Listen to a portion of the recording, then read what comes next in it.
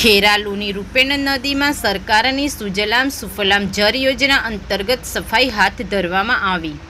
પાટણ સાંસદ ભરતસિંહ ડાભી અને ધારાસભ્ય સરદારભાઈ ચૌધરી સહિત પ્રાંત અધિકારી ડોક્ટર અમિતભાઈ ચૌધરી સમક્ષ નગરપાલિકાની ટીમે રજૂઆત કરતા સુજલામ સુફલામ જળ યોજના અંતર્ગત ઉપરોક્ત લોકો દ્વારા ભલામણ કરવામાં આવી હતી. સુજલામ સુફલામ જળ યોજના અંતર્ગત લોકભાગીદારી સિવાય આ ગ્રાન્ટ ફાળવવામાં આવતી નથી. ખેરાલુ નગરજનોના હિતમાં ગુજરાત સરકારની 60-40 સ્કીમ અંતર્ગત ખેરાલુની વીબીસી ઇન્ફ્રાસ્ટ્રક્ચર કંપનીએ કર્યું સાહસ.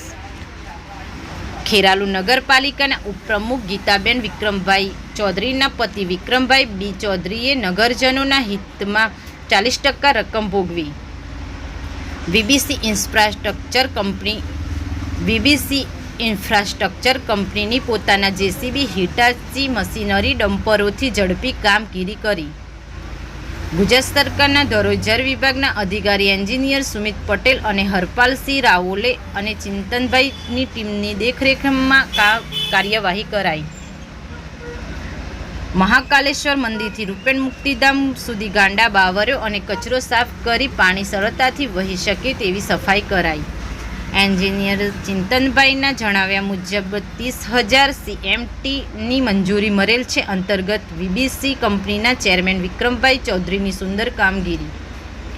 ખેરાલુ નગરપાલિકાના 2-3 સભ્યોએ જંગલ કટિંગના નામે વીબીસી ઇન્ફ્રાસ્ટ્રક્ચર કંપનીની કામગીરી વિરુદ્ધ અરજીઓ કરી પણ સારું કાર્ય હંમેશા સાચું જ સાબિત થાય તેવી લોકોમાં ચર્ચાઓ જોવા મળી હતી. એન્જિનિયર ચિંતનભાઈના જણાવ્યા મુજબ આગામી દિવસોમાં સરકાર વધુ CMTના કામોની મંજૂરી આપવામાં આવશે તો વધુ સારું કામ હાથ ધરાશે.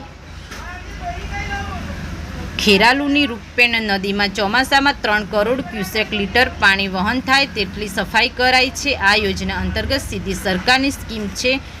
નગરપાલિકાને રજૂઆત સિવાય કંઈ લેવા દેવા નથી. રિપોર્ટર રેણુકા ઠાકોર સાથે સુરેશ ઠાકોર અને ફારૂક મેમણ, ખેરાલુ.